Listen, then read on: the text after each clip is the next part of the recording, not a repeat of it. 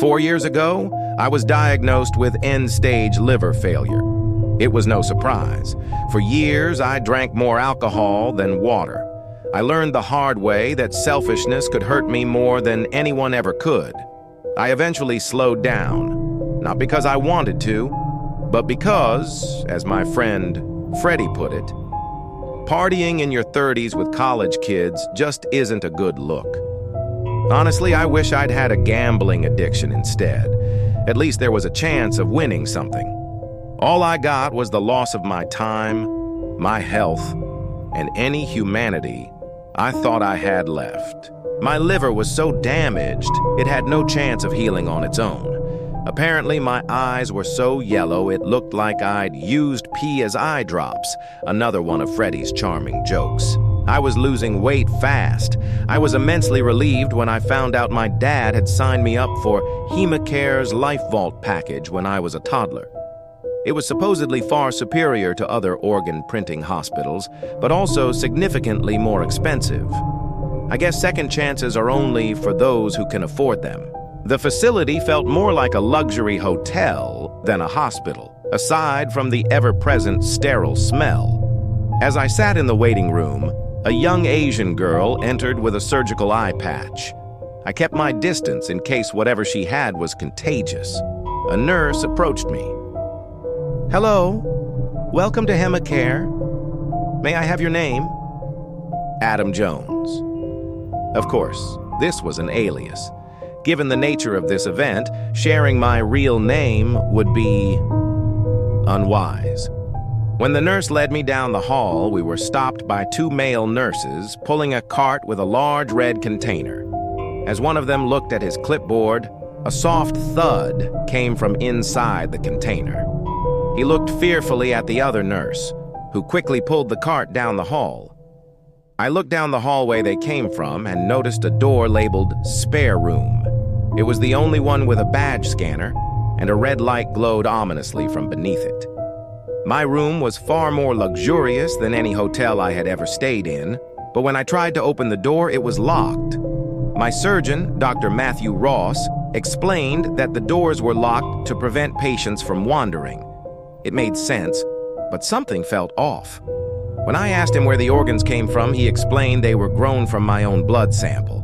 He said they were kept healthy in a false body apparatus instead of being frozen. I decided to get him to leave the room. "The faucet in the bathroom isn't working," I said. He hesitated but went to check.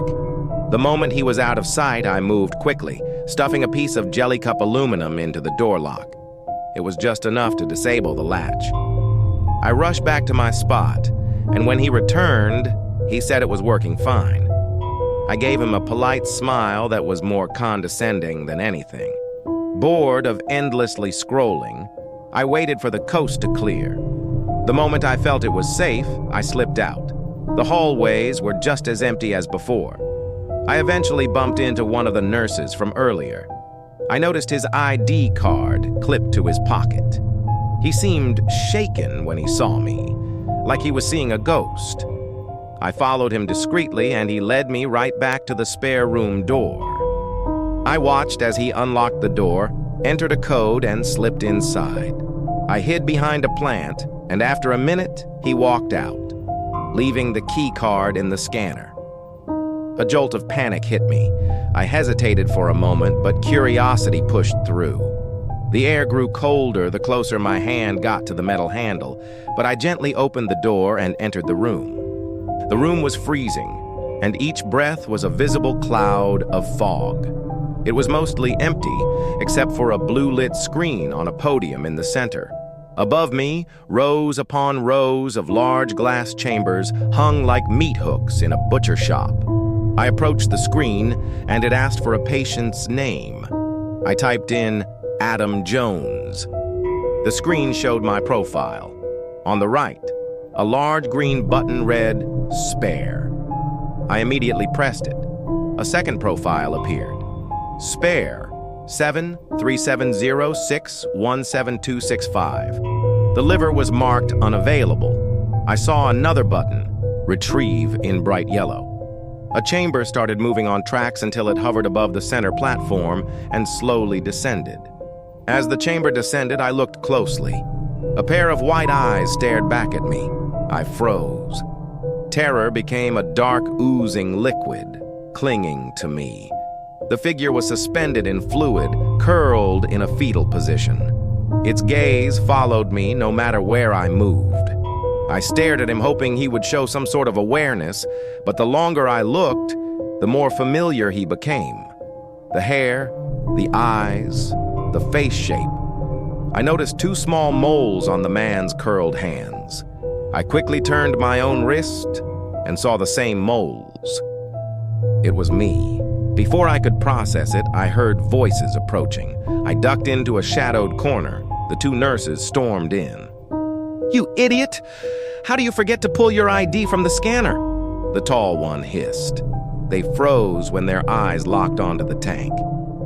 "You forgot to put back the spare," the shorter nurse mumbled about a glitch, and the taller one's anger melted into sympathy. "Fine. The system automatically tells her when spares are retrieved. I'll say I retrieved 3 spares and I'll make up a dumb reason." The tall man sighed. "All right, which one is next?" The shorter nurse read from his clipboard. "Tammy Warren, severe eye damage."